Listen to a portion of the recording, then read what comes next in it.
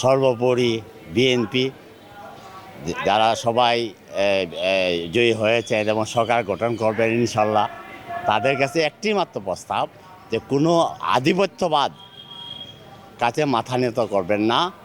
আমরা বাংলাদেশি, আমাদের নিজস্ব পররাষ্ট্রনীতি আছে, সেটা হলো ভারসাম্যমূলক পররাষ্ট্রনীতি। আমি বিশ্বাস করি, সেটাই আমি তারেক রহমান মাননীয় প্রধানমন্ত্রী ওনার কাছে আবদার করব, আমাদের নিজস্ব স্বকীয়তা সংস্কৃতি বজায় রেখে আমরা যাতে আগামী 5টি বছর কাটাতে পারি ইনশাল্লাহ, সেটাই প্রত্যাশা, আর কোনো প্রত্যাশা নাই। তাদের ব্যাপারে কি বলবো, এই তো চাঁদাবাজি তো এটা এটা এটা সারা ওয়ার্ল্ডেই জেনে গেছে।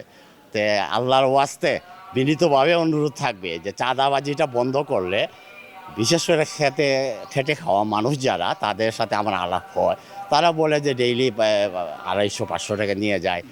তো এইটাই থাকবে, কারণ এই দুর্নাম না গুছাতে পারলে আগামী ইলেকশনে কিন্তু খবর আছে। কারণ মানুষ গত একটা স্বৈরাচারী সরকারকে এই দেশ থেকে বিদায় করেছে।